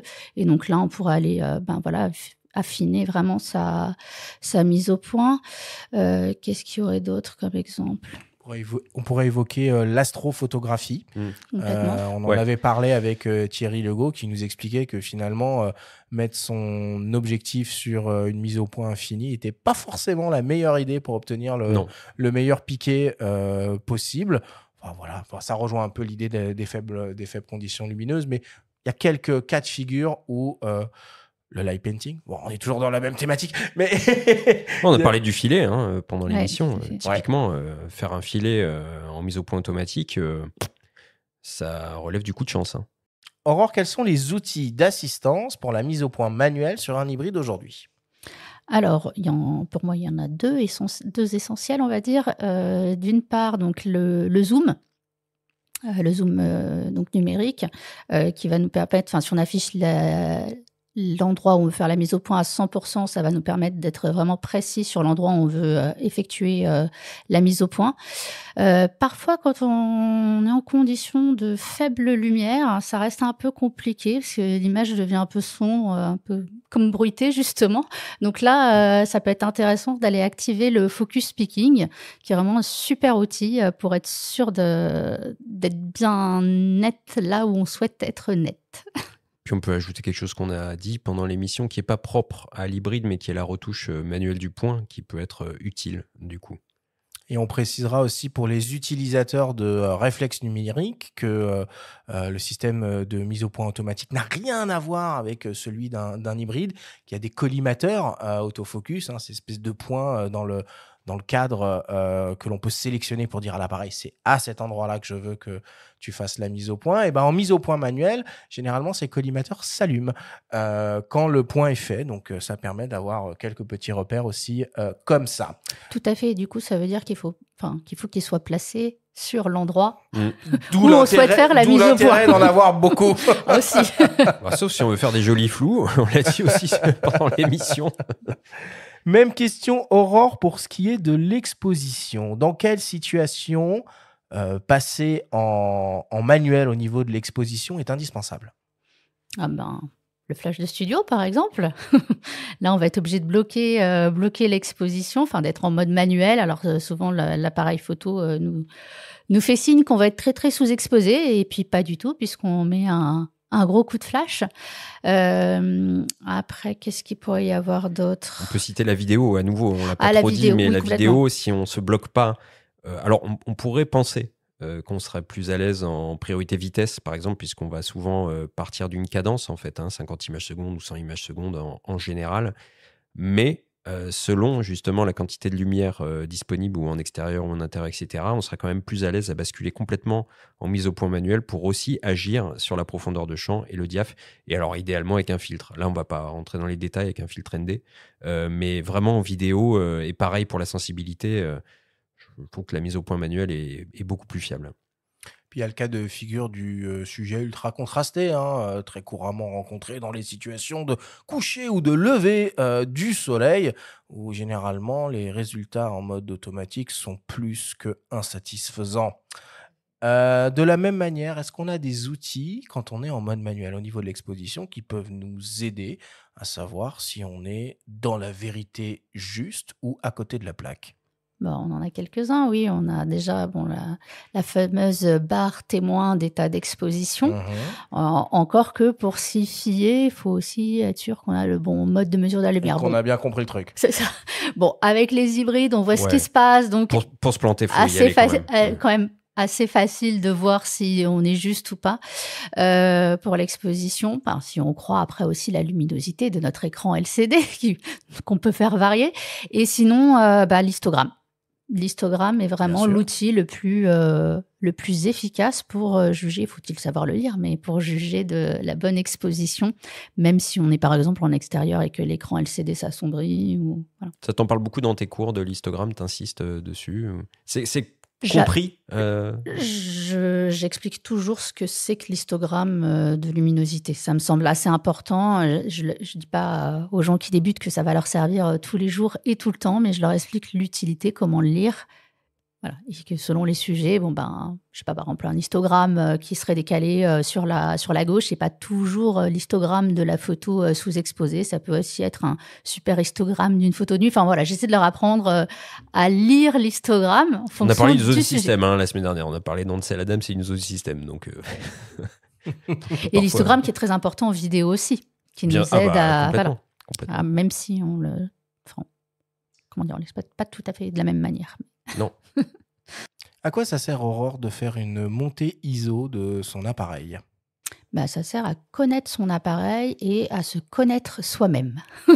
C'est-à-dire que moi, je conseille toujours effectivement de photographier le même sujet. Alors parfois, d'ailleurs, l'exercice surprend les élèves ou stagiaires parce qu'ils disent « mais c'est la même photo ». Je dis « non, c'est pas la même photo, on verra ça après sur l'ordinateur ». C'est vrai que l'écran LCD peut être pas immense sur certains appareils photo. Sauf à zoomer à 100% dès qu'on a pris l'image, et oui, encore. Mais ils le font assez rarement au départ. Donc je leur dis « voilà, il faut déjà connaître son appareil ».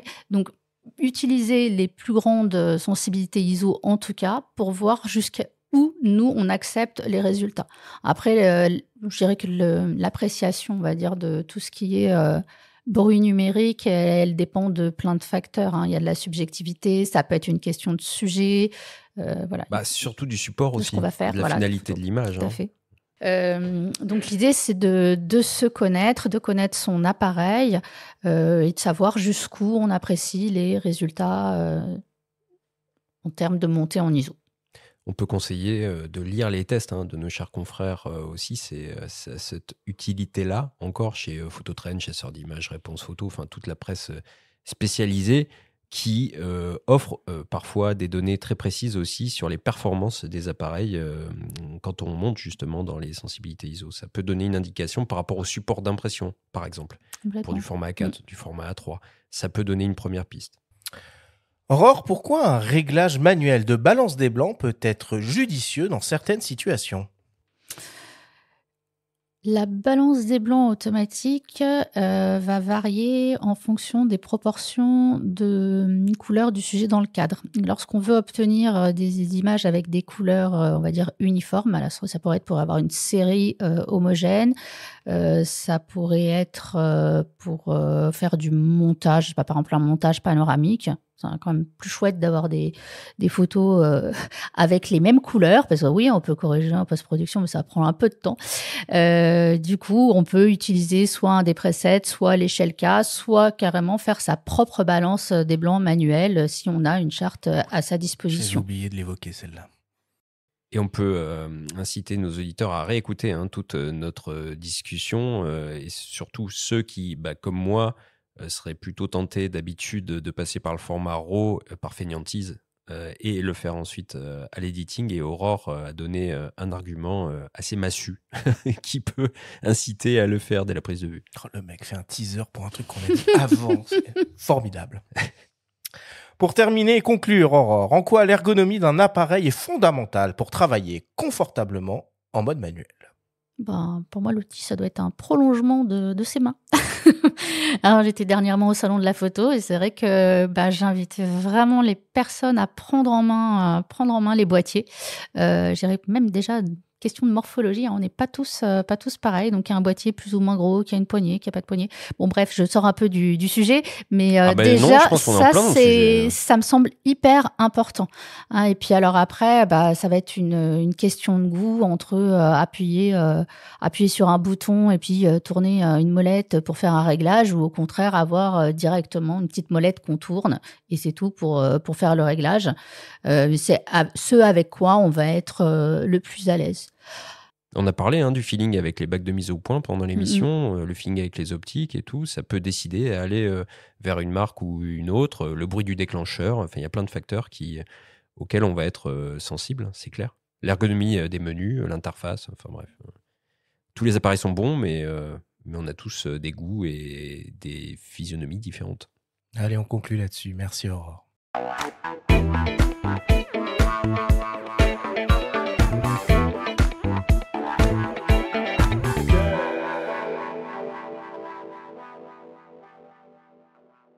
Il est temps de passer à la dernière partie de cette émission et d'attaquer le traditionnel quiz.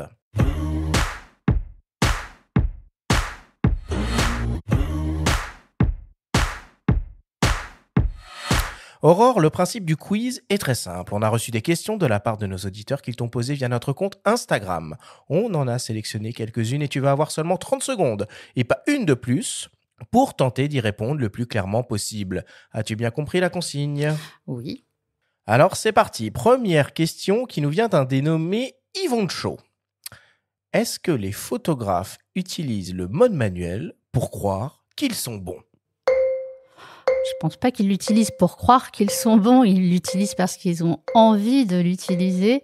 On peut réaliser de bonnes photos, je dirais, quel que soit le mode d'exposition, mais là, l'idée, c'est vraiment d'avoir la maîtrise, la main sur son image, puis de se faire malgré tout, de se faire plaisir à faire ses réglages et à y arriver. Ou est-ce qu'on peut devenir bon en passant au mode tout auto ? J'en suis moins sûre. Je pense qu'il va y avoir un côté apprentissage, justement, très important. Il y a quand même un petit côté chauvin, je pense, dans l'idée de travailler. Tu as une fierté à revendiquer le mode manuel, à prendre un Leica M et dire moi j'ai un Leica M et je fais des photos nettes. Bon. Peut-être. Hein. Allez, deuxième question qui nous vient de Victor 3756. C'est pas vraiment une question. De toute façon, bientôt, une IA se chargera de déclencher à notre place. C'est déjà le cas sur certains appareils photo, mais oui, on peut faire du pré-déclenchement ou du déclenchement du piège photo. Voilà, c'est ça, le piège photo. Je ne sais plus comment exactement ça s'appelle. Ça s'appelle comme ça, oui. Le Z9 par exemple. Prise de vue automatisée, ouais. Bon, ça existe. Ça n'empêchera pas qu'il y ait toujours des photographes qui auront envie de faire leur propre déclenchement et leur propre réglage. Et c'est pareil pour le podcast, hein. Finalement. Non, Benjamin, non. C'est exactement Pourquoi pareil. Tu dis ça? Alors, est-ce qu'on est une IA ou pas? Tiens. Une IA qui simule quelqu'un de malade. C'est pour ça qu'on filme pas. Troisième question qui nous vient de Photobryce. J'ai jamais pigé les différents modes de mesure de la lumière. Je pense que c'est pas le seul. Alors, on va trouver selon les boîtiers 3 à 4 modes de mesure de la lumière. 30 secondes. Hein. Ouais, ça va être compliqué là. Bon, en général, on en a un qui mesure, c'est celui par défaut, enfin qui prend en compte Matriciel. tout ce qu'on, voilà, matriciel, évaluatif selon les marques, mais qui va prendre en compte tout ce que l'on cadre pour calculer l'exposition. Ouais. Et en fait, alors il y en a où on peut resserrer finalement la zone pondérée centrale ou Allez, on termine quand même. Mince. Bon, bref, spot, éventuellement haute lumière, il y a différentes options. Moi, mon truc, c'est qu'en fait, je m'embête pas trop avec tout ça, sauf peut-être si j'étais en mode manuel, mais pas au flash de studio, dans ce cas-là. Je m'embête pas trop avec tout ça et éventuellement, je corrige l'exposition parce qu'en fait, quand on est en pondéré central, il faut au départ centrer le sujet, après mémoriser l'exposition, après décaler. Enfin, ce qui n'a pas le cas, justement, quand on utilise le mode d'exposition manuel. Ça bouge pas. C'est là où c'est bien. Je précise à nos auditeurs que l'on prépare prochainement une émission qui sera entièrement consacrée à l'exposition, au cours de laquelle on reviendra en profondeur sur toutes ces notions très obscures et assez reloues et à expliquer et à comprendre. Quatrième question qui nous vient d'une dénommée Caroline. Pareil, c'est pas vraiment une question. Ce serait bien un boîtier numérique 100% manuel. Finalement, on peut tout à fait utiliser un boîtier qui propose d'autres choses de manière entièrement manuelle. Donc, ils le sont un peu tous. Ouais, c'est vrai. Bonne réponse. Même si certains appareils un peu spécifiques font quand même un peu plus la part belle à la prise de vue en mode manuel. On a évoqué au cours de cette émission un Leica sans écran et on peut évoquer aussi Cocorico, le Pixie, qui est un appareil télémétrique qui fait la part belle à la prise de vue en mode manuel. Pour terminer, Aurore, une question de mes soins, une question qui tue. Oh. Si tu devais sacrifier pour toujours l'un des automatismes fondamentaux d'un appareil photo numérique, ce serait lequel et pourquoi ? Super question. Un des automatismes. Qu'est-ce qui m'embête le plus ? Je ne sais pas. Peut-être la balance des blancs quand même. J'ai vraiment du mal avec la balance des blancs. Enfin, pour l'image unique, ça va, mais sinon jamais en fait. D'ailleurs, même pour certains appareils, on propose des rendus d'images aussi automatiques, ou alors après on peut choisir un preset. Ça c'est pareil, moi l'auto c'est toujours, en gros c'est toujours non. Est-ce qu'il y a quelque chose à ajouter ? Eh bien non, on conclut là-dessus. Merci beaucoup.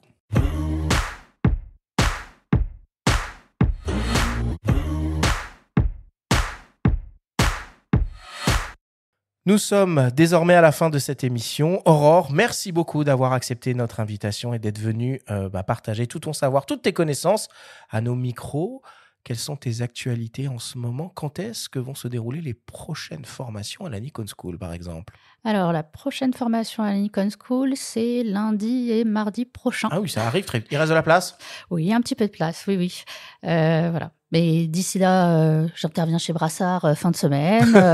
Bon, oui, mais ça, on peut pas se pointer comme ça. Non, vous pouvez pas vous pointer comme ça. C'est vrai que dans les formations qui peuvent être intéressantes pour les auditeurs, c'est plutôt celle de la Nikon School, effectivement. Bon, merci beaucoup et puis peut-être à très bientôt. Au revoir, merci. La semaine prochaine, c'est le retour des Au coin du feu. Et nous avons la chance et le privilège de retrouver le photographe Pascal Bourguignon, spécialisé dans la photographie aérienne et de nature. Merci à tous de nous avoir écoutés. Prenez soin de vous et on se retrouve la semaine prochaine.